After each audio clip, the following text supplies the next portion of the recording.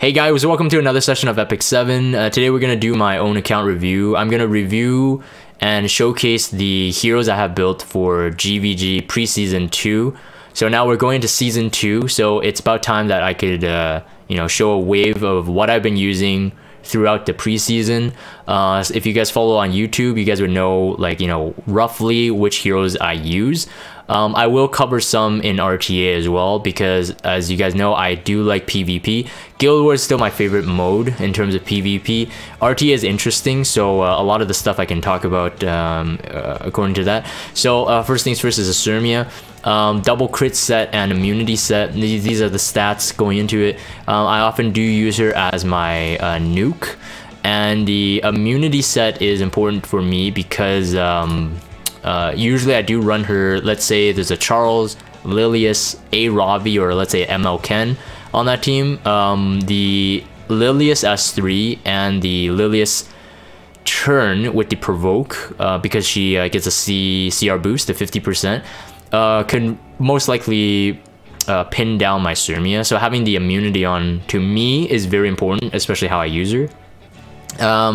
Here are the stats going into it. I'll quickly showcase those. These are pretty decently rolled. The immunity, again, is nice, but the only way I can get it to 100% crit is to have a double crit set, and to me, the crit on Scermia is very important. Even if you're like 96% crit rate, it's super important, especially if you want to nuke out like Ruel's on Proof of Valor. If you don't time things right with certain team comps, and you don't get the kill, it can really ruin the fight, because since Scermia's EE refreshes the, or technically get infinite cooldown on the S2 into the S3 and that cycle. So Actually, I think that I didn't min-max this one. This is 13% attack. I think I could get 1 more percent. I think I have Scermia locked up in my storage, but I think there's only one, so a 6% imprint to me is not really worth it on Scermia. She already does so much damage. We're gonna move down. Here's my Lilius. Don't use her a ton. Used her maybe once or twice in RTA, all the way up till now. Very, very bad gear. She was built as a damage dealer, but I never fully committed it, because I just didn't use her enough. I think recently the only time I use her is against like a Bike and Dizzy comp, and I use her as the Aureus holder for Champion Zerato and another healer, most likely Fire. So either Akates or Mascot Hazel, depending on the fight, but mostly Akates. The immunity on Lilius would be really good if I'm going into those fights, since I don't want to get pinned down by Abyssal Crown.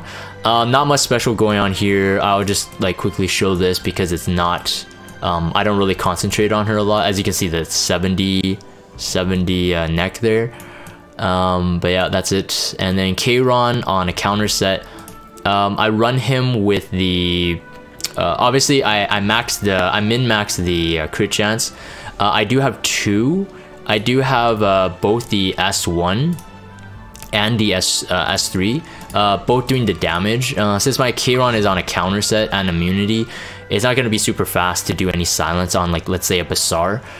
So I just didn't get that one. On the S3 10% extra damage EE, I usually use Aliha's knife. Again, with his speed, I usually set him up with an attack buffer. My go-to attack buffers with Kayron, most likely DN, Maid Chloe, Charles. That's for RTA mainly. And once he gets the attack buff, if it's like Charles, let's say, then Charles will do damage, so then Aliha's knife can actually work.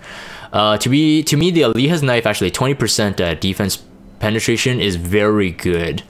But if there are some fights that I use Dust Devil, then I swap this one to the S1 EE. I don't usually do that swap during a guild war though, in terms of the EE, but I do swap artifacts. Sometimes I go portrait as well if I want that extra nuking damage or cleave damage.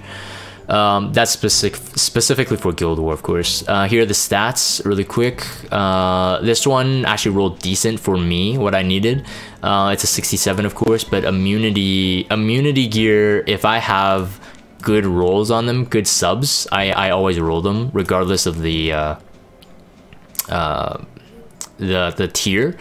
This one is a flat attack. This one has been on my Charles in the past for a very long time because the 20 crit chance. It would have been better for Charles, I think, because the defense and the health. Realistically, Kayron does have very fast base speed. I would prefer him a bit faster. He's slightly too slow for my liking. I think 140 is a bit too slow. If I could keep, you know, similar stats in terms of the DPS, I would prefer like a 145, 150. But I kind of like him slow. Around the 150, I wouldn't ask for any more, just because I wanted him to have more time in the Immortal and on the counter set. I had a RTA fight before where I was facing F Cleary, RB, and A Kali. Those were the 3 left, and Kayron soloed all 3 because Cleary was super fast, and Cleary used the S3 right before to kill off. I forgot who was supporting my Kayron, but I think it was like a Robbie or something. He wanted to kill off the A Robbie, make sure I didn't revive. And so use the S3, and then Cleary pumps up CR for herself, and so they got too many turns, and my Kayron just killed them with counter. So I kind of like him in counter. I think it's kind of an interesting build. Of course, the Mola is like this. Oh yeah, the triple S is something I should note. For people who know me, I did not pull. I did not ham for him on his banner, although that was way before the imprint ego fragments and imprint concentrations were introduced into the game. I got him from off banners before the pity and the locked RGB banner system was actually implemented, and so now I consider myself very lucky. 18% attack on Kayron is very, very good, since his base attack is actually not that bad. And then this is Cowrick. I use him. He's not really fast, not fast enough to take out Bussars. I use him more for RTA as a counter pick. If the opponent is drafting roughly like slower, and I would know that they're relatively slow, I would draft him sometimes, just because he's a Toggle Ancient Book holder. So even if I don't soul burn his skill, having 2 souls just added for free is actually pretty good. It depends on the fight. I used him quite a bit actually in RTA. At the point of this recording, Fire Litica has a buff. So I think in terms of like stopping a Bussar like straight up, I think I would rely on her more. For him, I can book holder, and if you do land this, it can cripple the team. So for example, if they have a Maid Chloe, and Maid Chloe starts the rotation for the attack buff and the revive buff, of course, like putting this 2 extra turns on her cooldown can make a huge difference in the fight. So to me, like, he's kind of like a pocket pick, not the fastest, not the best damage, and right now he is suffering in terms of damage. So I would say if anybody is mulling Cowrick, I would say go straight for the S2, maybe even max it. The S2 does like an insane amount of damage. Even with my stats there, he can do a lot of damage. The S1, I would say you definitely don't need it. If you bring a Cowrick into a fight, especially in RTA, he's not surviving. He's not surviving long enough to actually do the S1 to do the silence. So you can stick to the 50%. That's my opinion, at least. This is my carrot. Again, only covering the ones I've built for PvP. This is my carrot again, and of course I have the self imprint on her. I think it's really important for her. So she's near 5k attack without an attack buff. I usually run her with Mascot Hazel if possible, but I realize I've only been using her in relatively low guild, like low end guild wars. In high end ones, I generally don't, because mine is still pretty squishy. It's not quick enough, and even if I bring her into, let's say, a Charles comp, Charles crits fire, and we all know that. So Elbrus into S1, S2 and strips, you don't have your barrier left, and then she's just very vulnerable. In terms of self-critique, I think too low of effectiveness. Attack is very high, but that's only if I can land the burn. And therefore, again, on a lower end Guild Wars is no problem, because lower end people don't usually chase very high effect resistance. But if you guys have watched my Guild War videos anyway, you will have seen that I used Carrot quite a bit. And she does a lot of damage. If you can land the burn, if you get a greater attack buff up, the barrier is disgustingly high as well. It does scale on her own attack. If you get a greater attack buff up, I think the highest barrier I've gotten was half of her health. So the white bar fills half of her health.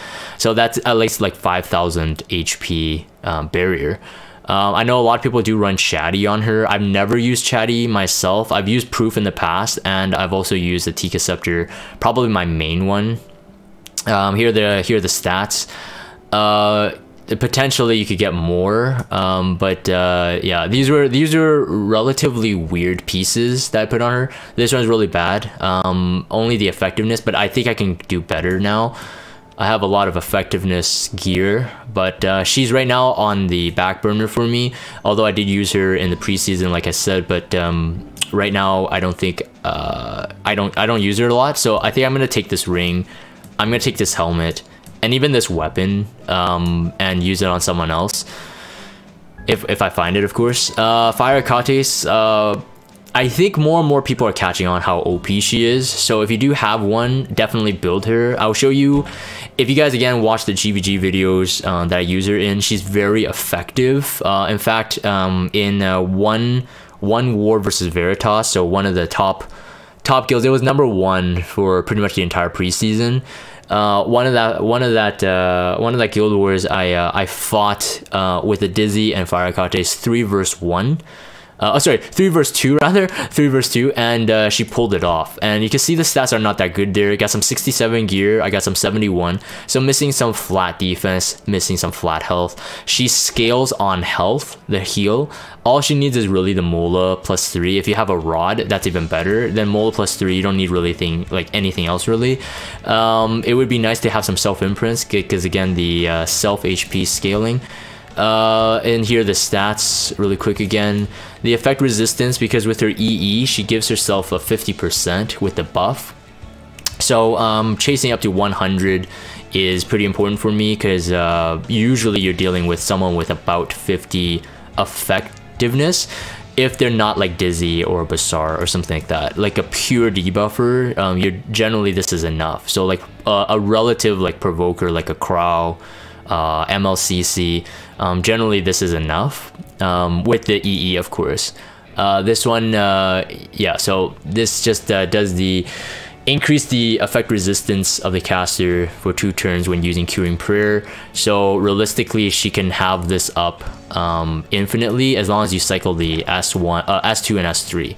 If you guys don't know how it works, if you're a newer player, you don't know how that works, why she's OP, just catch some of my Guild War videos. I'm pretty sure 99% of the Guild Wars I've released in the past 2 months-ish, I have Fire Kates used. Again, not super good gear, she could definitely do a lot better, but I would say high speed is very important. If you can't chase everything in terms of like health, defense, speed, and effect resistance, higher speed is very important, since you're technically only getting damage for 1 turn, because she would always have the invincibility on herself, and it's a nice to have in case you needed to cool down, like reduce the cooldown for someone else other than herself. But generally in her heal cycle for majority of the fight, you will be doing the S2 into herself, and then S3, S2, S3, S2, back and forth. So having the high speed is good. If you run Tome on her, that means you'll always cut with Tome. So if you have a max Tome, it's always 30% CR boost for the next turn, if you go with the S2, S3 cycle. So definitely something to keep in mind. Anyways, I think I definitely want to keep working on her, but she's working right now. I haven't had a point where I'm just like, oh crap, if I only had like 100 more defense, if I only had like 1,000 more health. Generally she's still like the last one to die. Like I said, the invincibility keeps her alive because it's 2 turn, and by the time she actually gets damage, her S3 would like pretty much full heal her anyway, so it's not a big loss. This is my Mascot Hazel. Again, like I said, I do pair her with anyone who needs a greater attack buffs. Now, recently, Kayron more often, but when I was using Carrot a lot, I tried to run Mascot Hazel with her. The greater attack buff with Carrot's attack does a lot of burn damage. The 192 speed is a nice to have. Hazel is actually not bad. 3 turns on this and 2 turns on this. So really, in her heal cycle, she would do 1. You'll only have to do 1 S1 before she gets her heal up again. So Megara's Tome is nice to have if you don't have any debuffs, but Potion Vial is a must-have if you're dealing with even 1 debuffer. Let's say, i.e. Lilius for the provoke, is a must-have. But yeah, keep her fast, keep her tanky. Here are the stats. I kind of give her like whatever I had left over. As you can see, like nothing really amazing. This necklace is like perfect for her. She scales her heals based on her attack. She can also grant her the greater attack buff with the S3, grant herself the greater attack buff, and then the S2 will heal very high. I believe the S2 actually does heal based on her own. Yeah, so it heals the from the caster's targets proportional to the caster's attack and the target's max health. It's a mix. And then when the health is less than 50%, over 50% more will be recovered. So 50% more will be recovered. So she does quite a bit of heal. I do pair her a lot with Eaton because of Eaton's innate passives and stuff. So Hazel is actually very, very good. I treat her like a fire DN in some ways. That's pretty much how I use her. Tamarine I still use because I don't have Ox slots. I nerfed her. Her boot is actually used to be 85, but she works honestly, and she's so good still in PvE. Took out Abyss 100 with her, and of course all the previous floors pretty much have her as my main. She could use some love as well, but you saw the stats there. Nothing too surprising. As my Luna, nerfed her slightly since my last Guild War builds video. She used to be on a crit set. I put her on her hit set because hit sets for me roll really high, and no one else could really benefit from these except ones that with already high innate crit chance, which Luna, because of her passive. Here are the rolls for this. Lifesteal Luna never really fails me. Very, very good for PvE as well. I hardly run her in GVG anymore, but I think it was just like last week I actually used the Luna because the elemental advantage S3 is still very good. So if you could, let's say you kill off the Charles, there's no revive on the team, then you're good to go because they might be running a Lilius or something like that. And with a lifesteal set and she hits hard, she siphons back a ton of health. This is Sigret. At the point of this recording, there's a dev buff announced that she's going to get Extinction.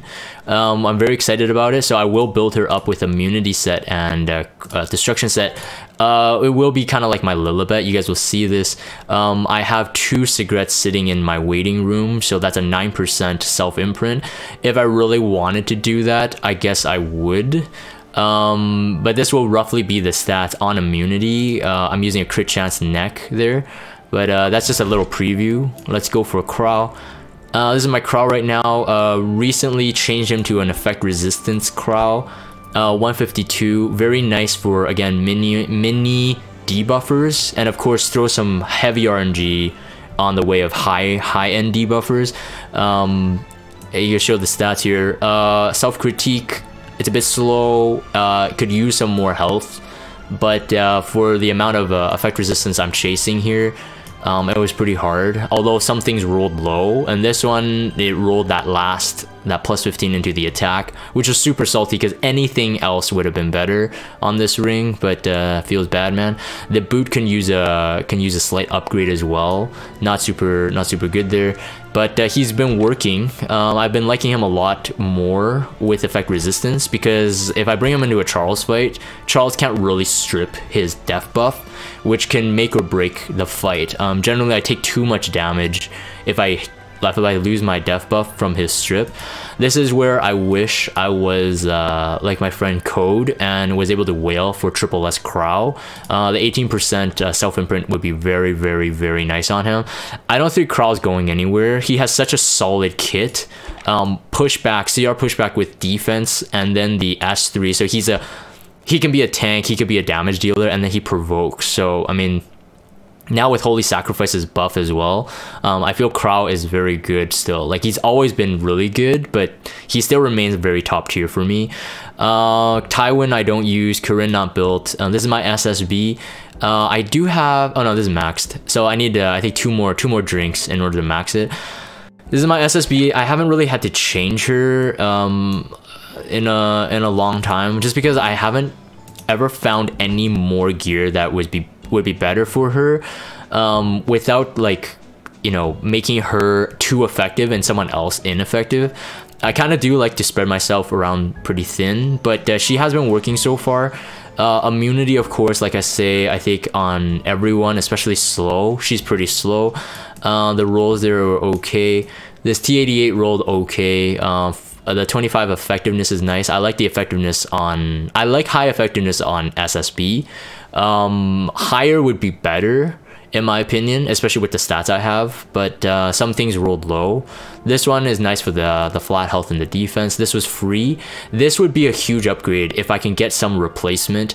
To be honest, I don't really need that 10 speed, but if I could get health, if I could get this at least to a 65, a 60 attack main with crit chance and crit damage, I think I would be very happy. Probably even defense. I would say defense or effectiveness, I wouldn't mind. So I'm always waiting for that upgrade. This one's okay. It rolled 24 crit damage, 21 effect resistance. The 29 effect resistance with an Alina buff is sometimes pretty good. Could throw some RNG against like a Charles. This is my Dizzy. This weapon could be upgraded, but right now so far it's working.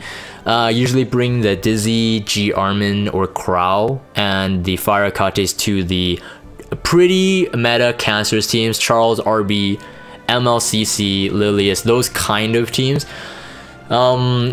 As much crap as I get on like YouTube comments like, oh, you're stalling and stuff, new Guild War feature, that draw feature, man.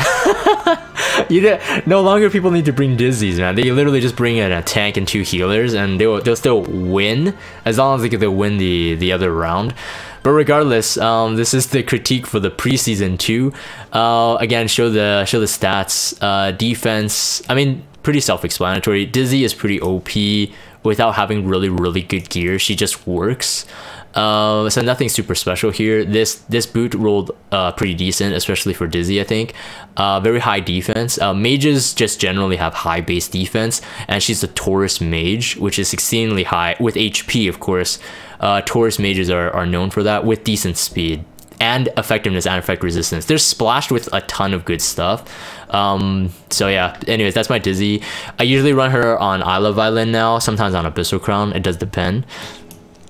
This is my Momo. Slowly been nerfing her. I don't use her as much as I do anymore, just because, like I said, Fire Akates is so broken.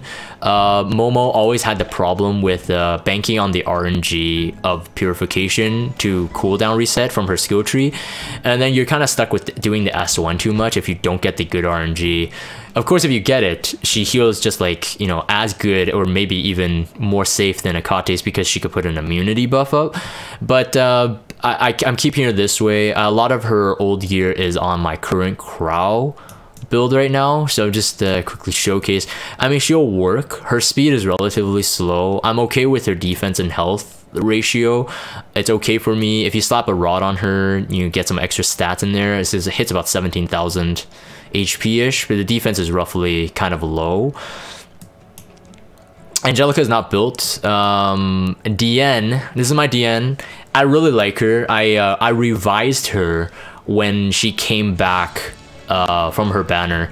For a while, I thought, you know, I would never use her again because we had too many debuffers. So Momo became like primary healer. But now we're looking at this other like kind of Maid Chloe SSB kind of meta, or Ruel SSB and another person. It could be Lilius, MLCC, Charles, whatever. You guys seen this, and you will see this in top Guild War fights as well. DN, C Armin, SSB, very safe comp to bring. because of DN's buffs, how fast DN can be, and with a rod heal, it's usually enough. With Armin's damage mitigation, that team just kills a ton of type of comps like that. My DN is at a 1 extra imprint because I pulled for the Unfading Memories artifact, and I was pretty pissed off at Smilegate for doing that. For Luna as well. I pulled for Draco Plate, so I have a triple S Luna with a triple S Luna, or with 5 extra Luna copies in my storage. People who come to my streams will see that. They'll be like, what the heck, man? Another 5 Luna? Yeah, because it's Draco Plate. So pretty scummy, but that's not the point of this video. The CR boost on this one is very good. If you're buffed, it gets you up to a 30% CR boost on the S1. So between her own buffs and Armin's buffs, generally she would turn cycle really quick. DN is an amazing character. I will say though, if you guys are building DN, highly recommend immunity set on her. Her defense HP ratio doesn't have to be really high HP, lower defense. She doesn't heal at all. Her barrier is based on the target's max health as well, so not scaled on her own. So in terms of just calculate your effective HP. Although just to note, if you don't have enough effect resistance, your health higher would be better than defense anyway, just because if you get a death break, you're pretty much screwed. But you're pretty much screwed either way. But I would just say, like, get a fine balance there. That would be my thoughts. Effect resistance on a DN is nice to have. Again, throw some RNG, and let's say if someone's MLCC has 0 effectiveness, and hey, I have seen that, then you really can't pin her down. In terms of the effect resistance I have right now. But I think in most of the fights, having some effect resistance is nice. Immunity is better, just because if you're doing this on an RTA and your DN is setting up for the rest of your team, most likely she may be one of your first ones because she's an attack buffer. You do want her to have immunity in case someone is able to Falcon or Cleary lock you, or Lilius provoke you. Falcon and Cleary lock it would dispel if it got lucky, but the Lilius lock, you don't want her to lock down on the first turn especially. And then I have my Alina here. Alina has no imprints at the moment. Yeah, max mullet, and this one's just a cooldown. In her case, she's also a Gemini, Soul Weaver, same as DN. She doesn't need as much defense as she needs HP, since her S2 heals based on her caster's max health. So in terms of like effective HP, I would go higher health, less defense on her, but I can't do it because I don't have a better necklace to replace this in terms of the effect resistance. Again, similar to my Fire Akate's concept, I wanted her at least at 100 effect resistance, so once she gets her buff, she has 150, and the immunity is there just because, again, like the same reasons. This is my Alencia, very scuffed. I nerfed her during the free equip event, the last rotation. I gave her more speed, but the HP defense is very bad. The crit chance is not even there anymore, but the effectiveness, I went higher. I use her generally for tactical double strip RTA dilemmas. So for example, if someone brought like a Mei Chloe, a ton of attack buffers, I just bring in one pick, Basar and Alencia. So whichever one they get rid of, I still have a stripper. But yeah, she needs upgrades. She needs some love. To be honest, the way she's built right now, I don't need the crit set completed. You can see that 1 speed there, so that's pretty fat. This is pretty bad. 21 health on this. Immunity set again, just good to have. I might end up looking to run her on a double hit set, maybe, if I got some good stats. I'll look around, especially in the next one. I don't really use Alencia in Guild War offense. I find that Crow is more effective. If you're talking about, let's say, just a death buffer and you're allowed to keep their buffs, like Dizzy with a Isla Violin with a Crow as a death buffer, because Crow does more damage technically. or burst damage. I don't use Alencia much in Guild War offense. I don't know actually if a lot of people do, but I haven't really seen many teams Guild War offense use Alencia, but RTA, she's high pick. I use her myself in RTA. If you guys watch my RTA videos, you would see that as well. This is my Lilibet, and because she's very slow, I usually run her with a Siri Tamarine. Again, no Oxalots. I put her on immunity set. Very good again for the Lilius pushback, Lilius provoke, any you know type of weird RNG scenario. I just remove that chance to even get it. No imprints, but this S3 needs to be max Mola in my opinion. But now with Sigret coming, and mine still does a lot of damage, I'm not sure if I will max Mola it right away, because I think I'm going to prioritize Sigret a bit when she gets buffed, of course. So here are the stats. Immunity, crit damage, crit chance, more crit damage on a crit chance neck, crit damage.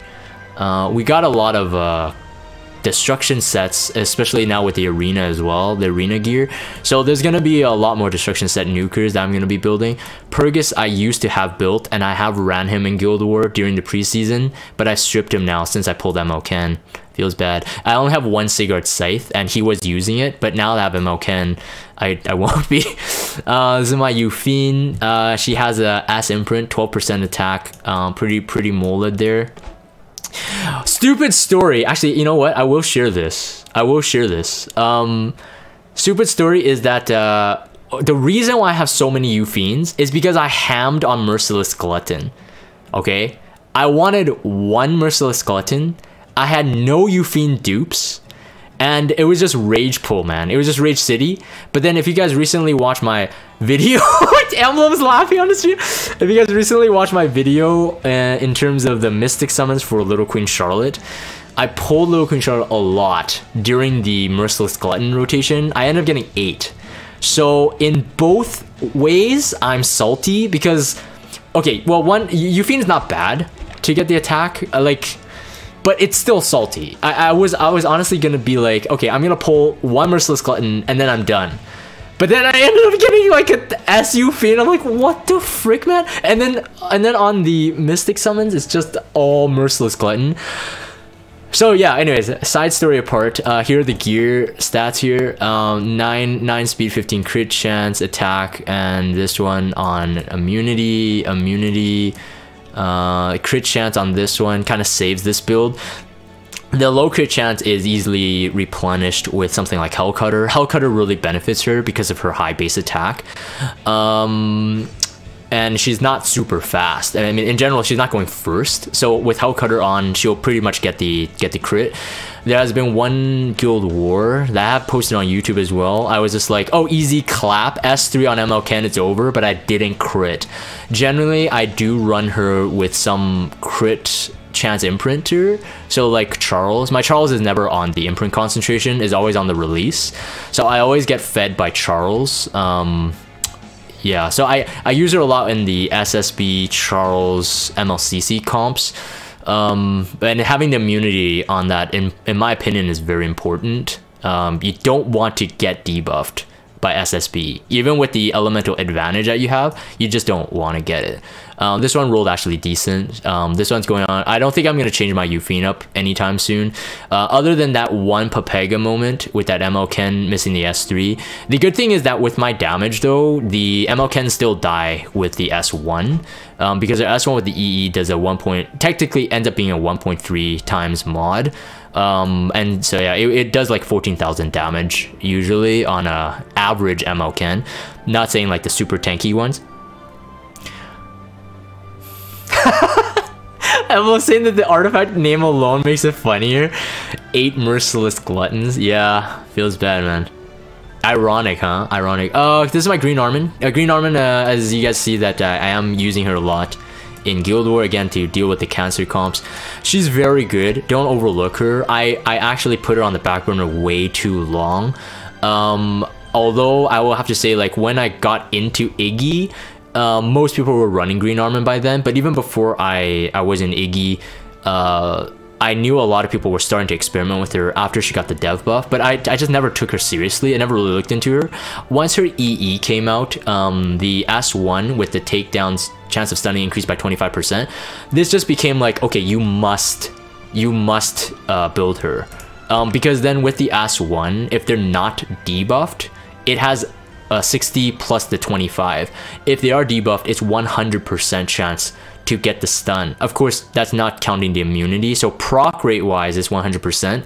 The effect resistance, of course, can be, you can still have that 15% nasty RNG.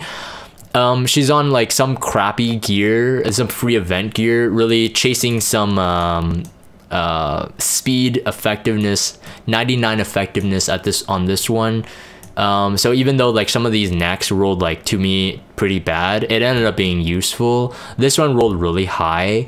99 effectiveness is just to get out as much RNG as possible, because I see her more as a debuffer. And yes, her S3 does a 10% damage mitigation once it's on cooldown. You still of course you want like tanky stats for her. Most likely you'll run an Aureus so that you don't conflict the damage share versus the damage mitigation. And then this one was actually okay. So anyways, this is my Charles. He really is playing more of a support role with the way I'm using him. He's relatively speedy on a counter set just to throw RNG again. Of course, on an immunity set, he is at a double S. So like I said, with the Eufine at 89, generally I do run him with Eufine. For GVG offense. In RTA, I've run Eufine by herself solo without Charles. And of course, Charles just does crazy things. It doesn't matter how you build him. I will, of course, rate it that this Charles doesn't do too much damage and is relatively squishy. You guys will see the stats here. But it's hard to chase the 90 crit chance on a counter set with immunity set. If you're gonna lose out on something, basically, your rolls are going somewhere. I will say that I do run him at 164 just because, like I said, he's usually my go-to attack buffer, along with Mei Chloe, along with DN in my RTA draft. So most of my real serious damage dealers come around about 150 speed, or at least lower than my Charles. So my Charles, I wouldn't call him like a straight up DPS, but Charles, everyone knows he's amazing. Of course, the smash chance, and then Elber's Ritual Sword. So not much else there. I don't have Cleary built. I want to work on her, but those are just temp gear right now. It's not built, but I do want to work on her. I think for season 2, season 2, I will work on her. Violet, this is my Violet immunity set, of course. You know, I don't want to get locked down by anything. Even if I have Moonlight Dreamblade, let's say if they draft an Assassin Kali, and I left it in because there was higher threats, you don't want to get stunned, you don't want to get provoked, you don't want to get silenced. Having the immunity on is a nice to have. My self-critique for this Violet is not tanky enough. I think a lot of people are running higher defense Violets. I totally agree. I wish I could, but rules are rules. I am thinking of putting him on if I can get a speed boot with of course lifesteal with decent stats. I think I'm gonna run him on a speed boot. I'm gonna remove the attack. I have a 6% one copy of him imprinted, and I do have his S2 molded because I used to run for a while. I ran him on a speed set, so yeah, rolls are rolls. End of it. I used to run him on a speed set, so at a faster speed, he can gain his stacks faster. He can have the self cleanse and the heal faster as well. So I actually didn't mind it, but now that I'm back on lifesteal set, I'm a bit lower speed. I'm a bit kind of like half. Here are the rules for it. I got a ton of crit chance. I think crit chance was my theme for this abyss lifesteal set pretty much. And then this neck, of course, making up for the damage really, and the speed and the flat health. So he hits hard. He hits very hard the way he is, but he's a bit too slow. On a lifesteal set, I have been in RTA fights where he was left and he soloed the entire team. It's because people left him too late, and by then I was building building and kept my health up. I was just building up, so there was nothing they could really do about it. Sort of similar to ML Ravi. Of course, Violet does a ton of damage, especially if you have your S3 max stacked. It's kind of like the similar idea to ML Ravi, where you can pretty much solo, especially if it's like a 2-on-1, and if the two left are not super high damage threats. That's why ML Ravi is super good. So I kind of feel that a Lifesteal Violet is still a really cool concept, but much harder to attain good stats. With the 88s though, it does give it a fighting chance because it's competing with that 88 speed weapon, which I believe that was the turning point where people were going for speed set Violets. But Lifesteal set Violet with 88s are pretty good. Assyria, not super fast. I like the effectiveness on Assyria. I don't use her in RTA, again, only with Assyria Tamarine comp, so I'll quickly go through this. Not much to showcase here. I like the 150 effectiveness just because to debuff someone like Ruel. Ruel generally, I mean, as much effect resistance as you can give them, they're at about 150 effect resistance. And with Assyria landing a debuff, it's bye-bye. If I can, of course, depends on the team comp, but against like May Chloe's and Ruel's with high effect resistance, she'll do some work. The immunity is just nice to have in general. This is my Bazaar, not on immunity. So if you guys have picked on a theme, is that I really like immunity set. Not on immunity, he's pretty scuffed. 139 speed, 137 effectiveness. I do run him on my arena defense, although he's not the reason why I win, I think. Any defense. He's running a Zero Ren, of course, but in RTA, I pick him the way I use my Cowrick. So again, showing you the Cowrick as the... I mean, it's literally in this video, but a 240 speed. I use the same concept. So it depends on the RTA draft. I usually pick Bazaar. I don't pick him right away. Even if they start bringing buffers, I don't bring a stripper right away. Generally, for me, when I do RTA, I don't really quickly run strippers right away, just because I think there's multiple options, so you don't really need to worry about them picking the Bazaar. Although I know some people big brain that. It's like, oh, they're going to pick a Bazaar to counter me, so I'm going to pick the Bazaar first. But therefore, why I have Cowrick, why I have Assassin Sid, why I have Alencia, etc, etc. Yeah, so I used him usually for a draft. I see that, okay, they're relatively slow, and then I pick them near the end. So because I know where my strengths lie, and it's not in speed gear. So yeah, so know that, I think, and just don't go competing in speed.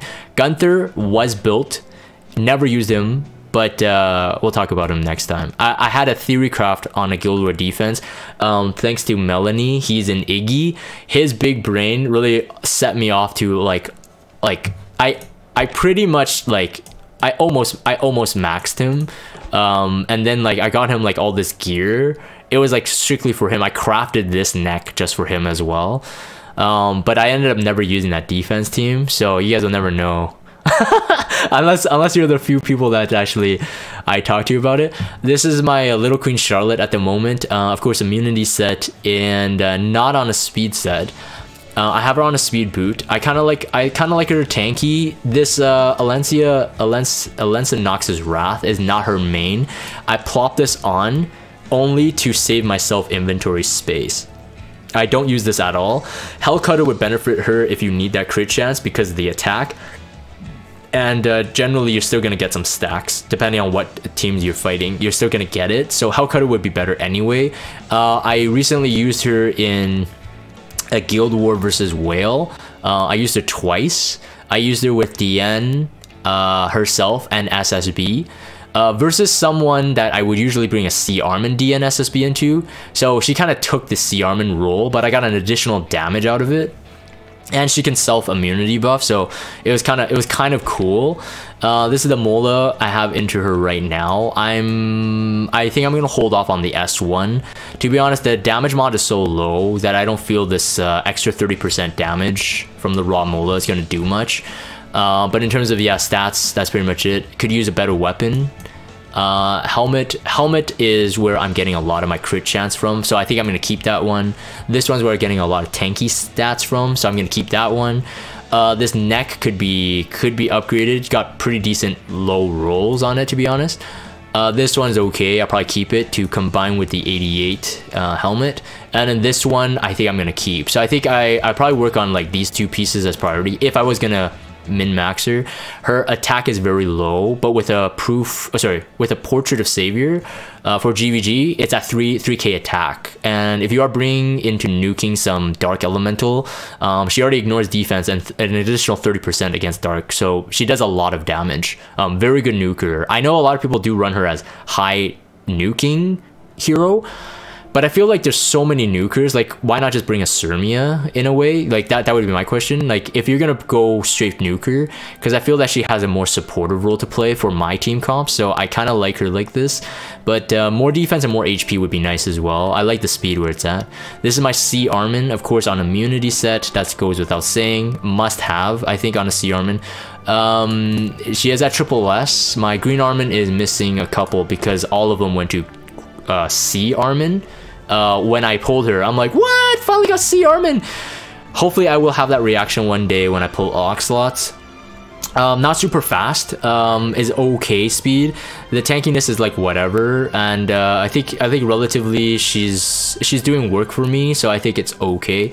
With that one turn invincibility, it really does help. This one rolled very odd, but I chose this one because the defense and the speed kind of salty in that one attack. Effectiveness is okay. 40% for a provoke is okay. This is a temp. This was chasing speed. It wasn't chasing anything else out of this one except the speed, so I would look into upgrading that. And then this one's actually okay. This is my Eaton. I use Eaton a lot, and realistically he should be on immunity. Recently got 2 copies of him, so I was like super excited. He's the only 3-star ML that I want to get triple S right now, because like an extra 720 is nearly roughly like a 10% substat roll into one of your gear, which is good. It's very good on Eaton. The reason why he's not on immunity is because of these 2 pieces kind of hogging up the space. I can't really compete in terms of the pure tanky stats not on an immunity yet, but these ones can definitely be changed.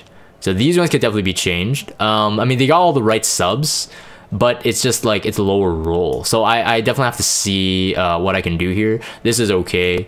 And this one rolled fantastic for Eaton. 849 flat health with a 20 defense. When I was rolling this one, I'm like, woo! Perfect. So Eaton, I mean, very good. If you have him, build him. He's a 3-star. Costs nothing to Mola, of course, or skill enhance. But you should max this out like completely. Actually, I should get this damage. He scales on higher attack. I'm sorry, higher HP. So if you actually, I should do this actually. I should do this right after this video recording. 15% more damage can come a long way, especially on some squishies. All right, and then F Maya. So this is my F Maya. I don't really run her as a light bait anymore, with C Armin and Eaton usually taking up the 2 Guild War fights. I run her sometimes. I run her with an Aureus if I need a self cleanse and a counter attacker. But I used to run her for a while, and it's already in my RTA videos as a pure DPS. And I'll show you guys the neck again. Is it this one? Yeah, it's this one. Okay, so this one used to be what her build was. Again, I would try to run some crit chance support. The HP is very low, yes, but in RTA, she can do a ton of damage in this build. I one-shot a Crow for 13,000 HP without him being at the 30% HP range. So without the S3 special effect kicking in, 13,000 HP is pretty good. He had a death buff on, if I remember correctly. If for those who are actually building F Maya as a damage dealer, the higher defense you go, of course, the more damage you get. But the problem with that is that defense can only go so high in terms of rolls. So because she still has some attack mods, she has a 0.5 attack, if I remember correctly, you kind of want to spread out your substat rolls into attack and crit damage if you want the maximum damage F Maya. Of course, if you don't, it doesn't matter. The way that she's at, roughly if you run an F Maya, even without high crit damage, high attack, with just 2k defense, and she gets her own defense buff if she's hit, of course, have her defense imprinted as well. she has her own defense buff, so even without a crit damage neck, she'll still kill like an assassin collie in 2 hits with an S1. To show how serious I am, as you guys did see, it was almost max molded, because I really did think that she is a good DPS candidate, especially on an Elbrus Ritual Sword. Like I said, lower HP doesn't really matter. No one in their right mind is going to go killing an F Maya on the first go. They're going to kill off all the other threats first. No one's going to go for F Maya because of her sheer tankiness. So having a lower HP as a damage dealer doesn't really bug me, to be honest. And right now I have her on an HP neck, just because again, like I said, sometimes I run her as the light bait with a self cleanse. It could come clutch. But I haven't swapped back to the crit damage neck, especially for Guild War. For Guild War HP, for RTA, when I played with her, Elbrus Ritual Sword with crit damage neck. And yeah, here are the rules, of course. And you guys saw the rules on the crit damage neck, so I don't have to show it again. Just a ton of crit damage and attack. And then this is my maid Chloe. Is 189 speed, slightly low. The HP is okay, the defense is slightly low. In terms of effective HP, this is decent for an ML Chloe. She could be tankier. Roughly, I would wish I could get like about like a 1400 defense. My maid Chloe has a self imprint of a 13.5, so I do have over 150 effect resistance, but this means I do lose the luxury of an immunity set. So with my critique on like DN being locked down first turn, Alina being locked down first turn, if someone soul burns Lilius into like maid Chloe, and they have like, let's say like 50 effectiveness, they will still get it. So that's where the immunity maid Chloe comes in handy. That's where the effect resistance, but you can't really get both. Maid Chloe is very stat hungry, but as you can see, it's near perfect sub distribution. No crit chance, no crit damage, no effectiveness outside of her own what do you call it, her own awakening. This one rolled okay, but yeah, you guys can see that there. So for my maid Chloe, I do run her quite a bit. Offensively, defense, she's actually in my defense comp, or was at least in preseason. And then my Apocalypse Ravi right now, she is a decent damage dealer, not really tanky enough in my opinion. Right now in RTA, I feel the struggle is real. This needs to be max molded. 100% is worth the mola, especially if you need to kill. I have her on Anchor. Does come in handy on a crit set, not immunity.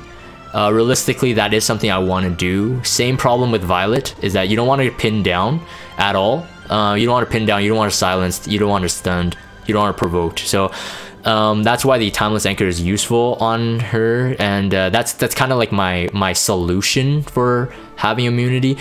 And to be honest, even if you had immunity, I would still probably run Seed or Anchor in RTA anyway, because if you don't have enough resistance, it's going to be quite difficult. I am running her on HP crit damage, so all my speed is in the substat rolls alone. You can see some bad distribution, effect resistance, effectiveness is there, and not really high rolls on everything, so that's kind of a feels bad. This one I was chasing mainly for the speed, but to be honest, I think I would settle for something a bit more tanky and less speed now that I think about it. 150 speed isn't, I think, a make or break. I would settle at a 140. It's my own self-critique for more tankiness, and maybe a more sure crit chance. 93 is roughly on the kind of close to the 90, so I don't want it. Like I don't want it to be that low. Ideally 95 would be a nicer thing to have there. Let's see here. Dark Corvus I do use. He's made his way back in some recent Guild War. Yes, it's disgusting. He has, disgusting in terms of like he has really bad stats. Not max molded on the S2 is of course self-imprinted. For those who know me for a long time, you know, like the day I pulled Dark Corvus, he was triple S, because I had triple S Fire Corvus twice, and then I triple S him, and now my Fire Corvus is still here. I'll look for him later, but I think he has some imprints in there too. I mean, Fire Corvus is honestly my most built, my most pulled 4-star. In terms of a Dark Corvus, I think the only thing I'm lacking really is effect resistance. I nerfed him a lot. That's the thing. Since I stopped using him for a lot of fights, I nerfed him a ton. He used to be a lot better. I still have my Dark Corvus showcase video, so if you want a comparison in terms of the build then to now, this isn't anything special. In terms of effect resistance, I think should be higher. Defense I'm okay with. Health should be higher, and I think that's pretty much okay. The speed I'm okay with. I generally don't recommend people, especially in high-end GVG, if you're running Dark Corvus, don't run them faster than 150, honestly, because you're honestly there to take the hits. He gets his S3 charge up faster by taking hits more than him doing his S1. So if you run him at a 200 speed versus a 50 speed, it's diminishing returns, and if you run him into a Charles comp, let's say, you're really screwing yourself up with more turns. So in my opinion, like, at least the format now, I feel that on a Dark Corvus, he should be tanky, very tanky. 150 speed is enough, but high effect resistance would be very nice to have. I would say 30,000 HP. The defense could be about where I am right now. 1500 would be better, and then at least 150 effect resistance if you add Strat Gauntlet. This is my ML Ken. I think it's the first time I showed it on the build in a video. I am making an ML Ken showcase video, so whether I put him in that video, like whether I upload that one first or this one, you guys will, one way or another, you're gonna get spoiled. But anyways, this is where my ML Ken is at right now. Not a crit chance ML Ken, going purely for the attack. This is maxed, this is maxed, this is not. Because I don't have the crit chance anyway, so I'm like, I don't know if I really think it's worth the Mola. Plus the fact that when I pulled ML Ken, Little Queen Charlotte was just coming, and I wanted the Little Queen Charlotte to be built. And Mullet, of course, because I felt that she was more useful. This ends up being a pretty decent weapon, especially for him. 13 health and then 30 attack. He is a Leo, so similar to Sirmia. Sorry, exactly like Sirmia, so very high base attack. So having attack set and having high attack subs will really scale him up here. My critique is that his defense is way too low. Generally, I do try to run him with some sort of damage mitigation. Otherwise, it's way too squish. Anyone can kill him really easily. This is a 71. I did this mainly for the attack and the health. I am looking for tankier gear for him, but I don't want to drop his attack too much. And an HP main on this immunity. ML Ken, many builds, many ways to use him. I wouldn't say mine's anywhere top, but it does the work. ML Ken, yeah, ML Ken works. This is my MLCC. This is I would say my DPS MLCC. Usually, again, 150 speed. I usually do run her after my Charles. Fully molded, of course. And again, similar concept to F Maya. If you are running out of health, crit damage, and you want more damage, you want a higher attack. Again, you're going to start losing out on too much stuff. If you have some attack in there, don't be salty about it. Although, you know, I used to run a faster MLCC with bruiser stats, and it didn't do as much damage because my attack was about like 1700. More or less, the S3 does about 1.5k more crit damage with a 2k attack.